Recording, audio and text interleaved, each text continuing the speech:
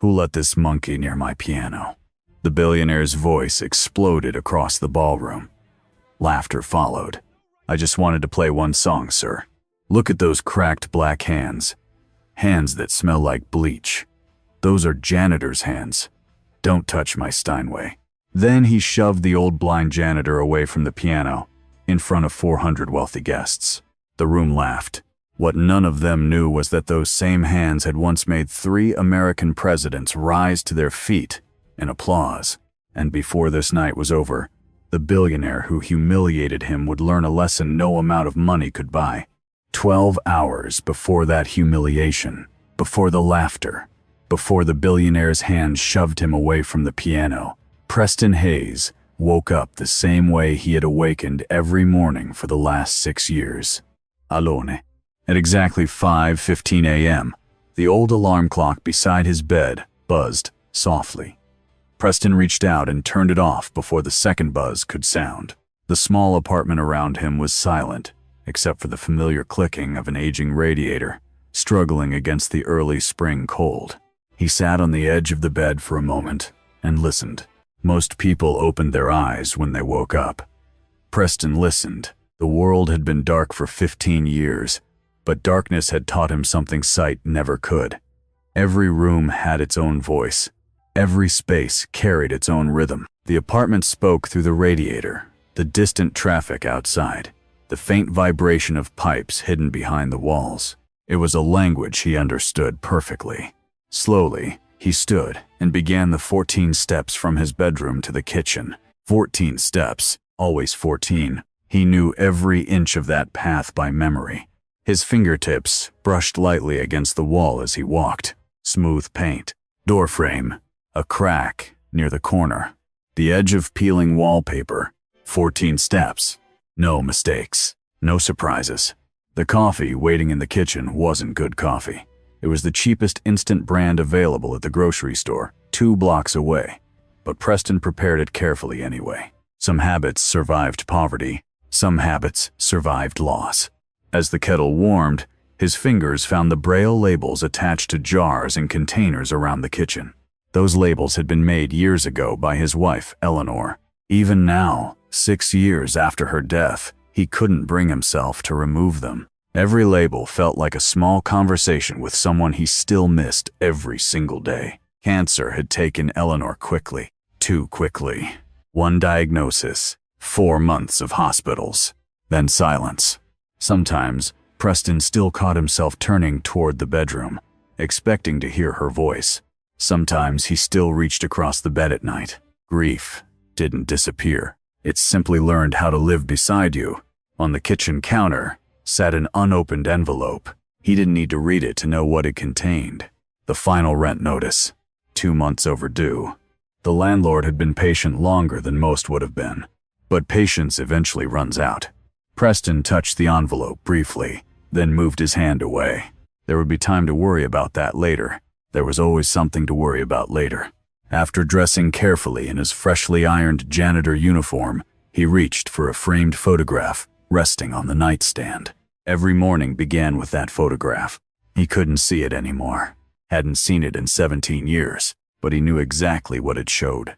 A younger Preston, a confident smile, a black tuxedo, a handshake, and a room inside the White House. His fingers traced the edge of the frame. Then, he quietly set it back down. The past was a beautiful place, but it wasn't somewhere you could live. Outside, the city was beginning to wake. The bus driver, Gloria, greeted him the same way she always did. "Morning, Mr. Hayes." "Morning, Gloria." Simple words. Small kindnesses. People underestimate how much small kindnesses matter, especially when life becomes difficult. 40 minutes later, Preston arrived at the Grand Meridian Hotel. The hotel represented everything he no longer possessed. Luxury, influence, success. Its marble floors shined beneath crystal chandeliers. Politicians stayed there. Foreign dignitaries stayed there. Billionaires hosted parties there. And every morning, before most guests even woke up, Preston mopped those floors. For 9 years he had worked there. 9 years pushing cleaning carts through hallways. 9 years emptying trash bins. 9 years polishing surfaces that reflected faces he could no longer see. Most guests never noticed him. That was the strange thing about invisible people. Everyone depends on them. Almost nobody sees them. Yet Preston never complained. Not once. Because long ago he had learned an important truth. A person's dignity does not come from their job title. It comes from how they perform the work placed in front of them. Whether standing on a concert stage or pushing a mop across marble, excellence remained excellence. His friend Darnell often joked that Preston was the only janitor in Washington who ironed his uniform every single day. Maybe he was, but Eleanor used to say something Preston never forgot. Character is what you do when nobody is watching. So every morning, he ironed the uniform. Every morning he showed up. Every morning he kept going. Even when nobody noticed. Even when nobody cared. Even when the world had forgotten who Preston Hayes once was. What nobody at the Grand Meridian knew was that before the mop, before the blindness, before the loneliness, Preston had been one of the most respected pianists in America. He had performed before presidents. He had played in halls where audiences stood and applauded for minutes at a time. He had spent years speaking a language beyond words, the language of music. But that life felt like it belonged to someone else now. Someone younger, someone with sight, someone with possibilities. Not a blind janitor living paycheck to paycheck, or at least, that was what Preston believed.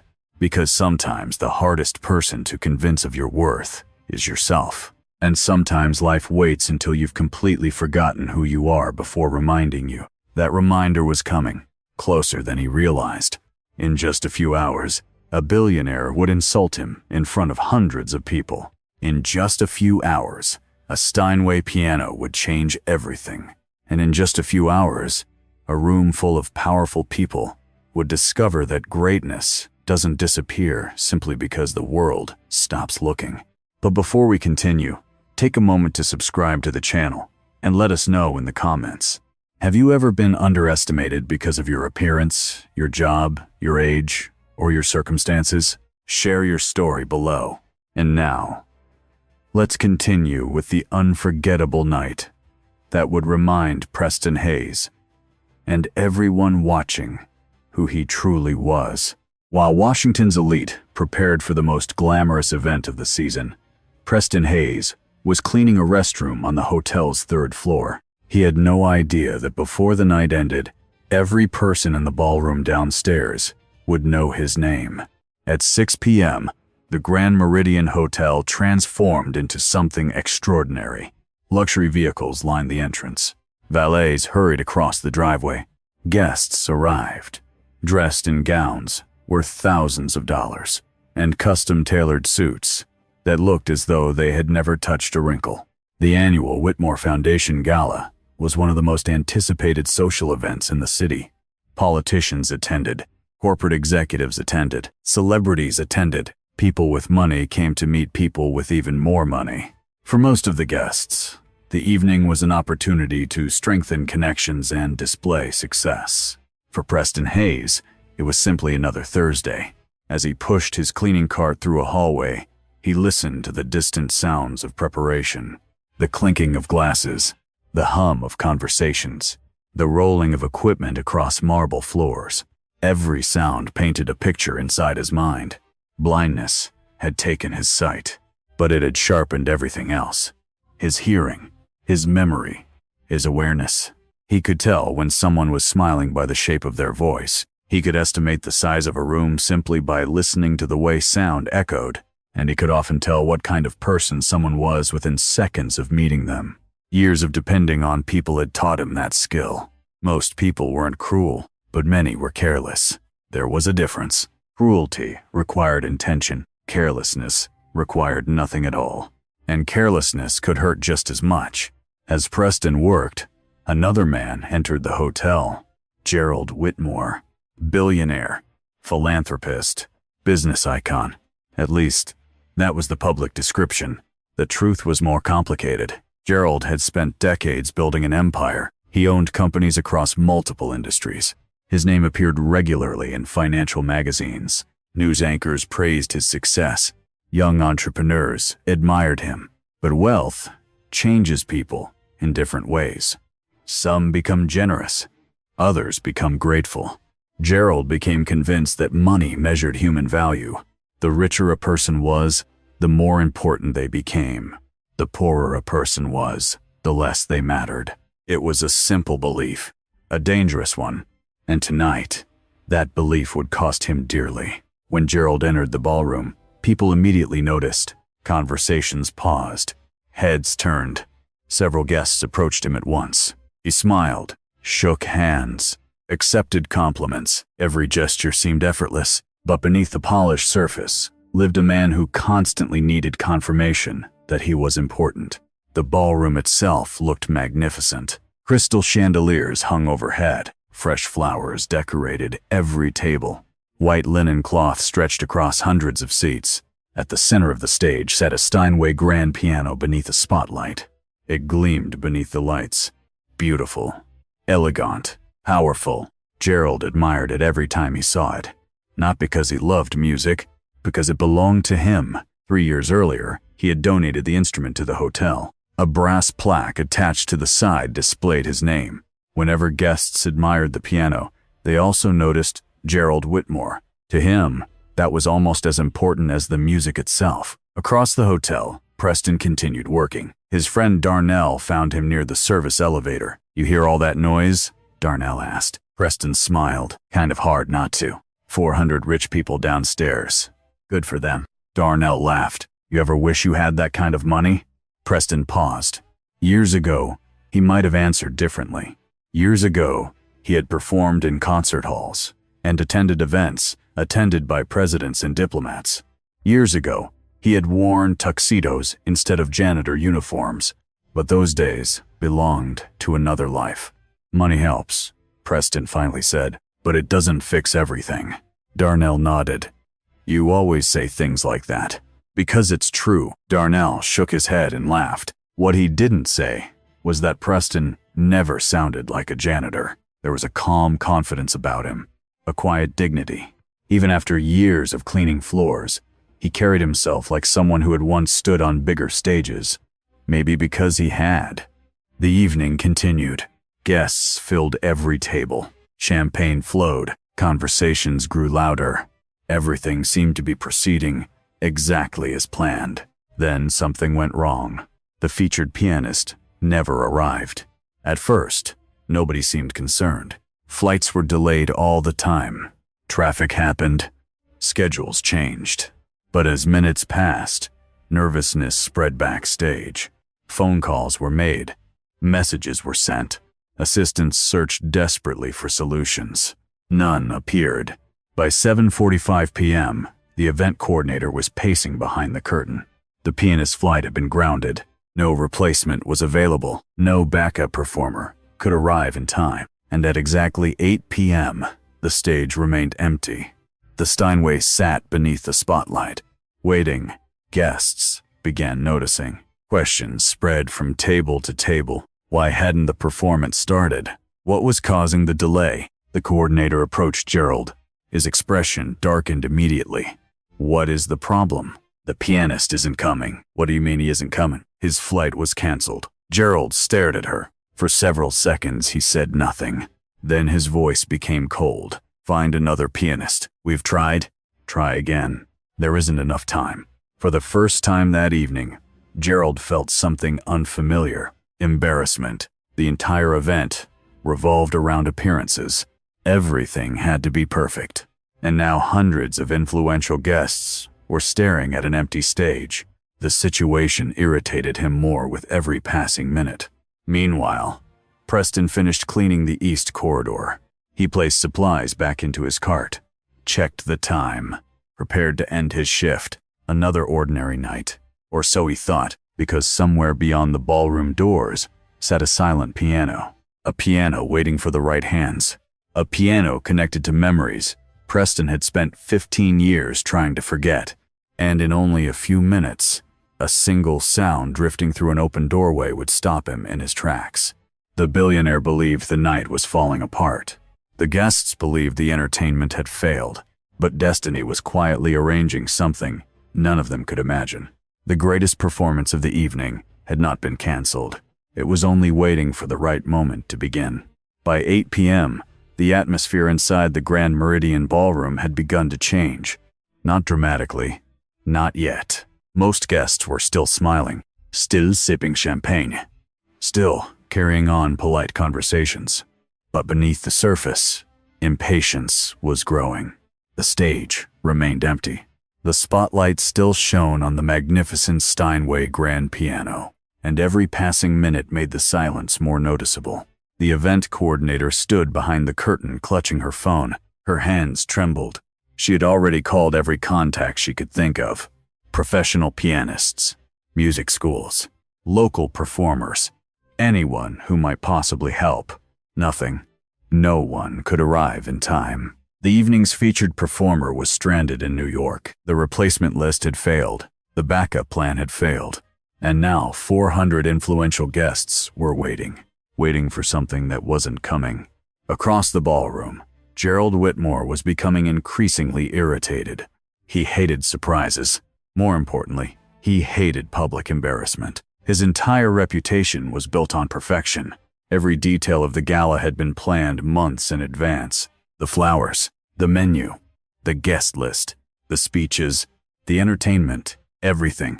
Now a single missing pianist threatened to ruin the image he had worked so hard to create. Gerald glanced toward the stage again. The empty piano seemed to mock him. A few guests had already begun checking their watches. Others whispered quietly among themselves. The situation was becoming impossible to ignore. "Fix it," Gerald said coldly to the coordinator. "I'm trying, sir. Try harder." Those words offered no solution. Only pressure. The coordinator walked away fighting panic. Meanwhile, in a service corridor on the opposite side of the hotel, Preston Hayes finished storing his cleaning supplies. His shift was almost over.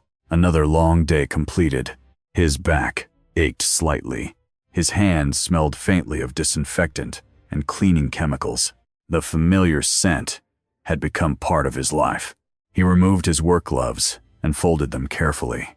Then he reached for his white cane.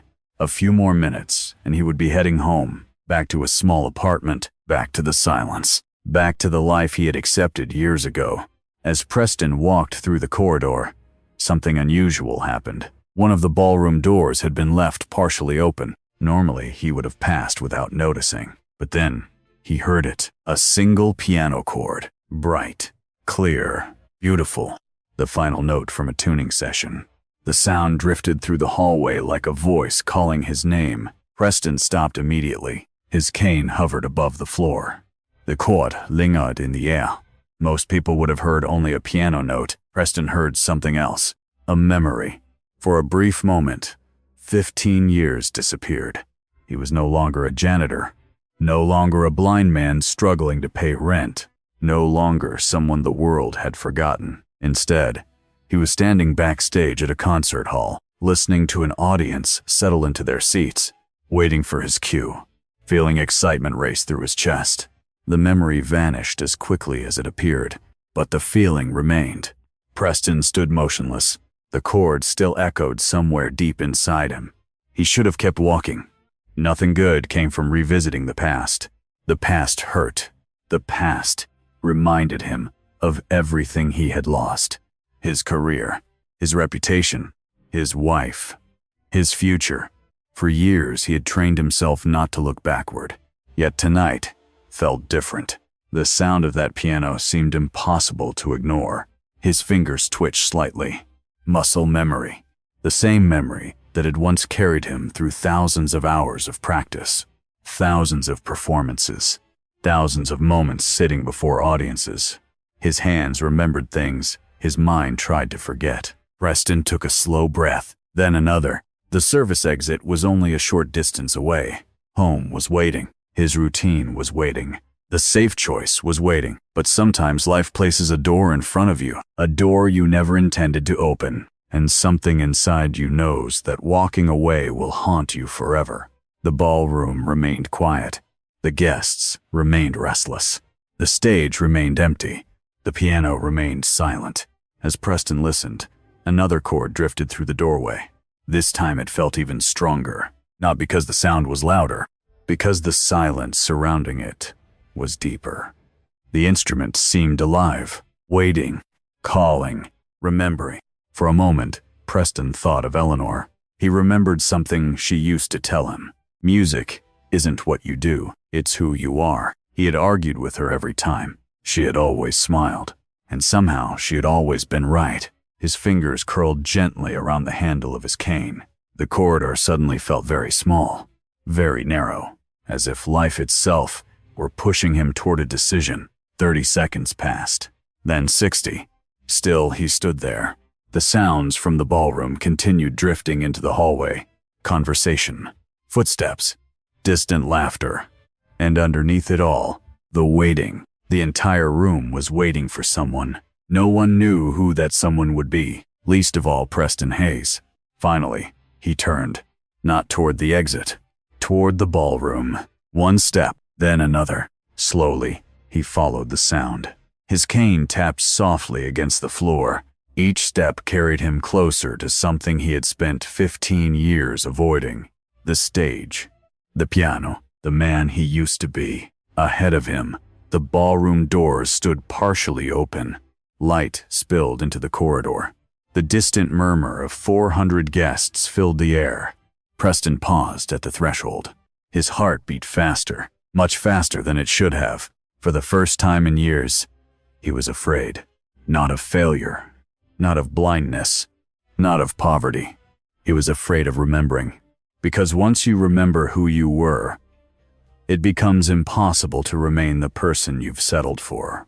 And standing only a few yards away sat the Steinway, waiting, silent, patient, as if it already knew what was about to happen. What Preston did not know was that the next few minutes would change everything. The billionaire, the guests, the hotel, and his own life. Because sometimes destiny arrives quietly, not with applause, not with fanfare, just a single piano note drifting through an open door, and a man brave enough to follow it. Preston Hayes stood at the edge of the ballroom doorway. The sounds inside washed over him. Hundreds of voices, clinking glasses, soft footsteps across marble. The distant hum of an expensive evening, slowly losing its momentum. And somewhere near the center of it all sat the Steinway, waiting. For a long moment, Preston didn't move. His hand tightened around his white cane. 15 years. 15 years since he had sat before an audience.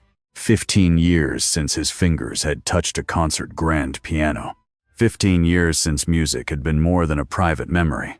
Part of him wanted to leave, to turn around, to walk out through the service exit and catch the late bus home. No embarrassment, no risk, no disappointment. Just another ordinary night. But another part of him, the part he had buried for years, refused to move. The piano was calling him, and deep down, he knew it. Slowly, he stepped into the ballroom. No one noticed at first. Why would they? He was only a janitor. Just another hotel employee passing through the room. Invisibly, forgettable, safe to ignore. Preston followed the sound of the room. He knew the ballroom layout from years of cleaning. His cane guided him carefully. One step, then another, closer to the stage, closer to the Steinway, closer to the life he thought was gone forever. The spotlight reflected across the piano's polished surface. Guests continued talking among themselves. The event coordinator remained busy trying to solve an impossible problem. No one stopped him. No one asked questions. No one paid attention. Until he reached the stage. 3 steps. He knew exactly where they were. His cane found the first one, then the second, then the third. The ballroom slowly began to notice. A few guests turned their heads. A waiter paused in the middle of serving drinks. Someone whispered, "What's that janitor doing?" Another guest shrugged. No idea. Preston stepped onto the stage. The Steinway sat only a few feet away. His breathing became shallow. His hands trembled slightly. Not from fear, from memory. Memories have weight, and sometimes they arrive all at once. He remembered concert halls, standing ovations, the warmth of stage lights, the sound of applause, the pride in Eleanor's voice after every performance. All of it returned in a single, overwhelming wave. Slowly, he reached forward. His fingertips brushed the edge of the piano. The polished wood felt cool beneath his skin. For a moment, the world disappeared. There was only him and the instrument, the same language they had spoken together for decades. Then another voice shattered the moment. "What do you think you're doing?" The words cut through the ballroom like broken glass. Preston froze. The room turned silent. Gerald Whitmore was approaching the stage. His face was tight with irritation. The evening had already embarrassed him enough. Now a blind janitor was sitting at his piano in front of hundreds of guests. To Gerald, it looked ridiculous, humiliating, unacceptable. He climbed the stage quickly. Every eye in the ballroom followed him. Preston remained seated, calm, quiet, respectful. "I just wanted to play one song, sir," he said softly. The room waited. For a second, nobody moved, nobody spoke. Then Gerald laughed. A cold laugh, the kind that makes people uncomfortable. The kind that encourages others to laugh even when they shouldn't. "What did you say?" "I only wanted to play one song." Several people exchanged glances. The request sounded harmless, even innocent. But Gerald didn't hear innocence. He heard disrespect. He heard someone stepping outside their assigned place. And Gerald hated that more than anything. He stepped closer. His voice rose. "You?" The word dripped with contempt. "You want to play this piano?" A few nervous laughs appeared from nearby guests. Gerald pointed toward Preston's hands. Large hands, rough hands, hands marked by years of labor. "Look at those hands." More laughter. "Those aren't Pianist's hands." The laughter grew louder. "Those are Janitor's hands." Preston lowered his head slightly. The room became uncomfortable. Many guests sensed something was wrong, but very few spoke, because silence is often easier than courage. Gerald continued. "Those hands smell like bleach." Another laugh from somewhere in the crowd. "Those hands clean toilets." A few guests looked away. Others stared at the floor. Still, nobody intervened. The young black cellist sitting near the stage felt her stomach tighten. She wanted to say something, but she didn't. Not yet. Gerald took another step forward. His voice hardened. "You don't belong here." The words hung in the air. Heavy, cruel, public. Preston remained silent, not because he agreed, because dignity rarely argues with ignorance. Then Gerald did something no one expected. He grabbed Preston by the collar and shoved him. Hard. The audience gasped. Preston lost his balance. His cane slipped from his hand. The white cane struck the marble floor and rolled away. The sound echoed throughout the ballroom. A small sound, but somehow louder than anything else that night. For a moment, nobody moved. Nobody spoke. The blind janitor knelt on the floor beside the piano. The billionaire stood over him, and 400 people watched. Some were shocked. Some were embarrassed. Some were angry. But all of them witnessed the same thing. Power without character. Wealth without kindness. Success without humanity. If you've ever seen someone treated unfairly because of their appearance, job, race, age, or circumstances, take a moment to subscribe to the channel and share your thoughts below. Because stories like Preston's remind us that a person's value is never determined by what others assume about them. And sometimes the world needs more people willing to stand up when everyone else remains silent. Back in the ballroom, Gerald folded his arms. The cruel smile returned. He believed he had won. He believed the situation was over. He believed the janitor would quietly leave. But he was about to make the biggest mistake of his life. Looking down at Preston, Gerald spoke loudly enough for the entire ballroom to hear. "Fine." The room held its breath. Gerald pointed toward the Steinway. "Go ahead." More nervous laughter. The billionaire smiled, a predator certain of victory. "Play." He gestured dramatically toward the piano. "Show us what a janitor can do." The crowd fell, completely silent. Preston slowly reached for his cane. His fingers found it. He stood, not angry, not humiliated, not defeated. Something else. Something deeper. The expression on his face changed, as if a forgotten door inside him had quietly opened. as if 15 years of silence had suddenly come to an end. Then he turned toward the piano and sat back down. The entire ballroom watched. Nobody knew what was coming next. Not Gerald, not the guests, not even Preston himself. But within the next few moments, the room would discover that greatness doesn't disappear because life becomes difficult. And the same hands they had mocked only seconds earlier were about to leave 400 people speechless. The final note faded into silence. No one moved. No one spoke. For several long seconds, the entire ballroom seemed frozen in place. 400 people sat staring at the blind janitor on stage. A few minutes earlier, they had watched him get shoved to the floor. Now they couldn't take their eyes off him. Preston Hayes remained seated at the Steinway. His hands rested quietly in his lap. His breathing was steady, calm, peaceful, as though nothing extraordinary had happened. But something extraordinary had happened. Everyone in the room knew it, even Gerald Whitmore, especially Gerald Whitmore. The billionaire stood near the front of the stage. His confident smile had vanished completely. The smug expression that had dominated his face all evening was gone. For the first time that night, uncertainty appeared in his eyes. Because he could feel the room changing. People were no longer looking at him. They were looking at Preston. The attention he had spent years demanding was quietly shifting to someone else. Someone he had dismissed as insignificant. Meanwhile, the guests sat in stunned silence. Many of them had attended world-class concerts. Many had traveled the globe. Many had heard famous musicians perform. Yet what they had just experienced felt different. It wasn't simply talent. It wasn't simply technical skill. It was truth. And truth always reaches people more deeply than perfection. Near the front row, the young black cellist still hadn't moved. Tears glistened in her eyes. She couldn't explain exactly why she was emotional, but she knew she had witnessed something rare.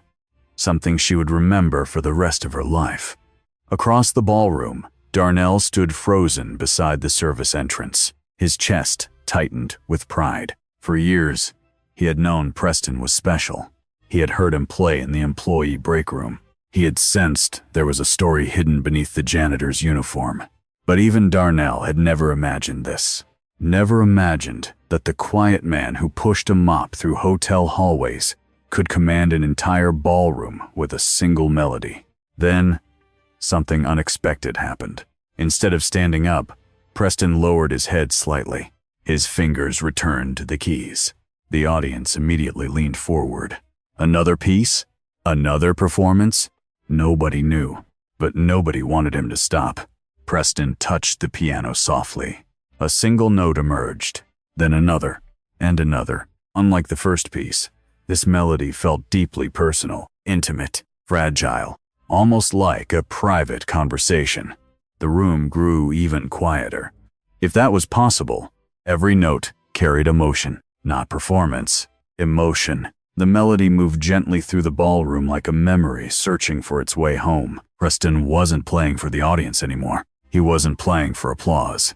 He wasn't playing to prove Gerald Whitmore wrong. He was playing for Eleanor, his wife, his best friend, the woman who had believed in him when no one else did, the woman whose voice still lived inside his heart. As the melody unfolded, memories flooded through him. Their first apartment, long evenings spent laughing together.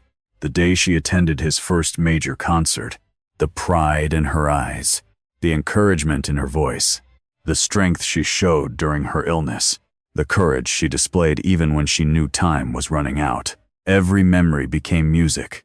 Every loss became harmony. Every goodbye became part of the song. Several guests quietly wiped tears from their cheeks. One woman pressed a hand against her mouth. A senator sitting near the stage lowered his head. The music was affecting everyone differently. Yet somehow, it connected them all. Because everyone understood loss. Everyone understood love. Everyone understood what it meant to miss someone. The melody continued building, growing stronger, growing deeper, growing more beautiful. And as it did, something remarkable happened. The audience stopped seeing a janitor. They stopped seeing a blind man. They stopped seeing race. They stopped seeing status. All they saw was a human being sharing his soul. And for a few precious minutes, that was enough. If this story has touched your heart so far, take a moment to subscribe to the channel and leave a comment below. Tell us about someone who believed in you when nobody else did. Someone whose encouragement changed your life. Because behind every success story, there is often one person who refused to stop believing. Now let's continue. The melody reached its emotional peak. Preston's hands moved gracefully across the keyboard. Every note felt alive. Every phrase carried purpose. The ballroom seemed to disappear. The chandeliers, the decorations, the expensive suits, the luxury. None of it mattered anymore. Only the music remained. Then, slowly, the piece began to soften. The powerful chords faded into gentle whispers. The melody became lighter, warmer, almost peaceful. It no longer sounded like grief. It sounded like acceptance, like healing, like a man finally making peace with everything life had taken from him. The final section approached. The audience sensed it. Nobody shifted in their seats. Nobody checked their phones. Nobody spoke. 400 people sat completely captivated. Preston played the final progression. Beautiful, simple, perfect. Then came the last note. It floated through the ballroom, lingering in the air, refusing to disappear. Slowly, gradually, the sound faded away. Silence returned. But this silence felt different. Not empty, sacred. The kind of silence that follows something unforgettable. Preston removed his hands from the keys. His head remained lowered. A single tear rolled down his cheek. Not a tear of sadness. A tear of release. For 15 years, he had carried the weight of a forgotten life. For 15 years, he had hidden from the man he used to be. Tonight, for the first time, he remembered. And so did destiny. Because what Preston didn't know was that someone in the audience had just recognized him. Someone powerful. Someone who knew exactly who he was. And within the next few moments, the entire ballroom would learn the truth.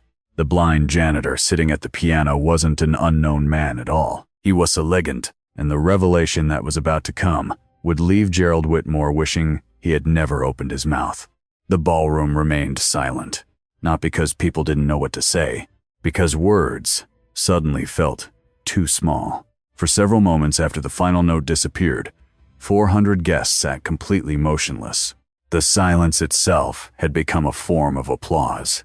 Then someone stood. Constance Bellamy, 76 years old, world-renowned concert pianist, a woman who had spent her life listening to extraordinary musicians. She rose slowly from her chair. Her eyes never left Preston Hayes. Then she began to clap. One clap, then another, then another. The sound echoed through the ballroom. Strong, steady, deliberate. Soon another guest stood, then another, and another. Within seconds, the entire ballroom exploded into a standing ovation. 400 people, on their feet, applauding, cheering, many with tears in their eyes. The applause thundered through the room. It rolled across the walls. It shook the chandeliers. It seemed to wash over Preston like a wave. For the first time in 15 years, he heard the sound he once knew so well. A standing ovation. Not because of sympathy, not because of pity, because of excellence. Because greatness had revealed itself. Because truth had finally been seen. Preston sat quietly at the piano bench. His hands rested in his lap, his head slightly lowered. He couldn't see the audience standing before him, but he could feel them. Every clap, every cheer, every heartbeat in the room. And for the first time in many years, he smiled. A real smile. The kind that comes from somewhere deep inside. The kind that cannot be faked. Meanwhile, Gerald Whitmore stood frozen. His world had shifted. Only an hour earlier he had controlled everything. The room, the attention, the narrative. Now none of it belonged to him. The audience wasn't looking at the billionaire. They were looking at the janitor. The man he had insulted. The man he had humiliated. The man he had shoved to the floor. Gerald suddenly understood something terrifying. Everyone in the room had witnessed what happened, and nobody would ever forget it. Then Senator Elaine Crawford slowly approached the stage. A microphone was placed in her hand. The applause gradually softened. The crowd waited. She looked toward Preston, then turned to face the audience. "The man sitting before you is Preston Hayes." The room became quiet once again. Some guests exchanged confused glances. The name sounded familiar, very familiar. The senator continued, "Many years ago, Preston Hayes was one of the most respected pianists in America." Murmurs spread throughout the ballroom. People leaned forward, listening carefully. He performed at 3 White House state dinners. More whispers. He was personally requested by 3 consecutive presidents. The room erupted with surprise. Several guests looked back toward Preston in disbelief. Others immediately recognized the name. Suddenly, memories resurfaced. Newspaper articles, concert reviews, television appearances. A gifted pianist who seemed to disappear years ago. The realization spread through the crowd like wildfire. The blind janitor wasn't an unknown man. He was a forgotten legend. The senator's voice grew stronger. The man who was mocked tonight once performed for world leaders. The man who was called a cockroach inspired audiences around the globe. The man who was shoved from this stage possesses more talent and dignity than most people will ever know. The audience burst into applause again, louder than before, stronger than before. Gerald Whitmore felt every word like a hammer striking stone. The spotlight had completely shifted, and there was nowhere left to hide. Slowly, Gerald walked toward the stage. His movements looked stiff, awkward, uncertain. A billionaire accustomed to controlling every situation suddenly found himself powerless. He stopped in front of Preston. The entire room watched. Nobody spoke. Nobody moved. Gerald cleared his throat. For the first time all evening, he looked uncomfortable. The word caught in his throat. He tried again. "I didn't know." The room remained silent. "If I had known who you were." Before he could finish, Preston gently turned toward the sound of his voice. His expression remained calm. There was no anger, no bitterness, no desire for revenge, only clarity. Then he spoke the words that would soon spread across the internet and around the world. "You didn't need to know who I was." The room froze. Preston continued, "You only needed to remember who you are." Silence. Absolute silence. Then the audience erupted once more. People stood again. Some applauded. Others shouted. Several guests openly cried, because everyone understood the truth hidden inside those words. Respect should never depend on status. Kindness should never depend on wealth. Human dignity should never depend on recognition. A person deserves respect before you know their achievements, before you know their title, before you know their bank account, before you know their story. Gerald lowered his eyes. For perhaps the first time in his adult life, he had no response, no clever remark, no defense, no excuse, only the uncomfortable weight of truth. The evening ended very differently than anyone had expected. Guests gathered around Preston, not to pity him, not to congratulate him, but to honor him. Musicians spoke with him. Business leaders thanked him. Young artists sought his advice. And everywhere he went, people listened, really listened, because they understood something now. The greatest person in the ballroom had never been the billionaire. It had been the janitor all along. Several days later, a guest's cell phone video appeared online. Millions watched. Then tens of millions. News networks shared the story. Social media exploded. The clip spread across the world. But strangely, the most popular moment wasn't the performance itself. It wasn't the applause. It wasn't even the confrontation. It was a simple sentence. "You didn't need to know who I was. You only needed to remember who you are." People replayed those words again and again, because they spoke to something deeper than the story. They spoke to humanity itself. Months later, Preston received invitations to perform once again. Concert halls opened their doors.